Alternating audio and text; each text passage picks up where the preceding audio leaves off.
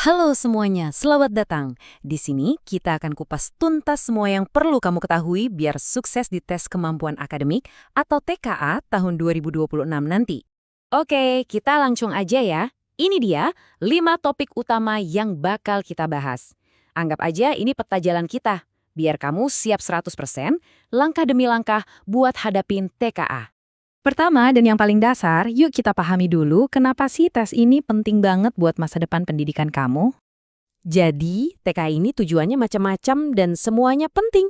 Ini bukan cuma jadi tiket kamu buat seleksi masuk SMP atau SMA loh, hasilnya juga dipakai sebagai alat ukur yang adil buat bandingin hasil belajar antar sekolah, jadi bahan pertimbangan beasiswa, dan bahkan buat evaluasi mutu pendidikan kita secara nasional. Wah, besar ya perannya. Coba deh jangan lihat tes ini sebagai tembok penghalang, tapi sebagai jembatan. Ini kesempatan kamu buat nunjukin semua yang udah kamu pelajari dan buat melangkah ke jenjang pendidikan yang lebih tinggi. Oke, selanjutnya kita intip isi tesnya. TK ini ada pemahaman teks dan juga matematika. Nah, biar lebih kebayang, kita fokus bahas bagian matematikanya dulu ya, biar kamu tahu apa yang bakal dihadapi nanti. Jadi, tes matematika ini bukan cuma soal hitung-hitungan angka aja ya, tapi lebih ke cara kamu berpikir, gimana kamu bisa pakai konsep matematika buat mecahin masalah. Nah, ada beberapa kemampuan inti yang bakal diuji nih. Mulai dari pemahaman dasar konsep matematika, terus kemampuan kamu buat menyajikannya dalam bentuk model atau grafit, sampai keahlian kamu dalam menalar buat mecahin soal yang rumit dan nyambungin satu ide ke ide lainnya. Tes ini punya dua level berpikir yang diukur. Pertama, level pemahaman.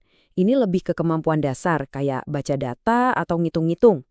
Nah, yang kedua itu level aplikasi. Ini lebih menantang. Kamu harus bisa mengubah masalah sehari-hari jadi model matematika dan menafsirkan soal-soal cerita.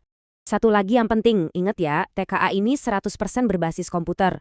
Nanti tiap sekolah bakal ngatur jadwal sesinya masing-masing, tergantung berapa banyak komputer yang tersedia.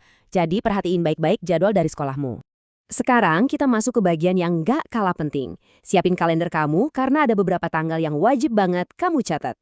Perhatiin jadwal ini baik-baik ya. Prosesnya kita mulai dari pendaftaran di 19 Januari sampai 28 Februari. Di tahap ini, kamu harus siapin semua syaratnya, kayak pas foto digital yang nanti akan divalidasi oleh sekolah. Habis itu, ada simulasi dan gladi bersih di bulan Maret biar kamu terbiasa. Puncaknya, pelaksanaan utama di akhir April, tanggal 20 sampai 30. Jangan sampai kelewat ya. Dan inilah dia, hari H. Yuk kita urutkan apa aja yang harus kamu lakuin pas tiba di lokasi tes. Biar semuanya lancar jaya. Nanti, waktu kamu masuk ruang tes, suasananya bakal tenang banget.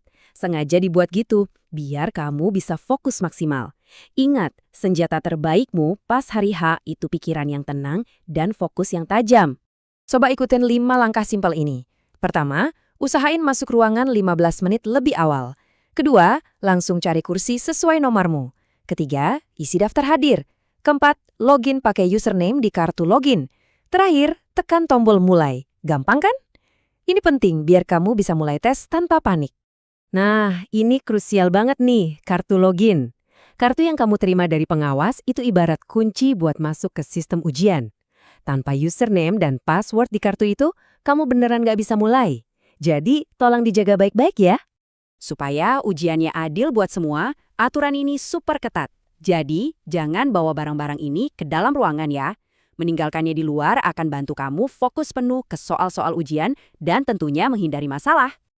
Oke, sekarang bagian terakhir. Tapi justru yang paling penting. Yuk, kita bahas soal kunci kesuksesan yang sebenarnya, yaitu pola pikir yang kamu bawa di hari tes. Coba deh ingat-ingat lagi, semua kerja keras dan begadang kamu itu buat momen ini. Rasa percaya diri itu datangnya dari persiapan, bukan cuma angan-angan. Kamu udah belajar, jadi sekarang waktunya percaya sama kemampuan dirimu sendiri. Nanti kalau semua rangkaian tes udah selesai, kamu bakal dapat sertifikat hasil TKA atau SHTKA. Nah, sertifikat inilah yang jadi bukti pencapaian kamu dan jadi kunci buat membuka pintu ke jenjang pendidikan selanjutnya. Kamu pasti bisa. Semoga panduan singkat ini bikin kamu jadi lebih percaya diri dan siap menghadapi TKA 2026 ya. Semangat dan semoga berhasil!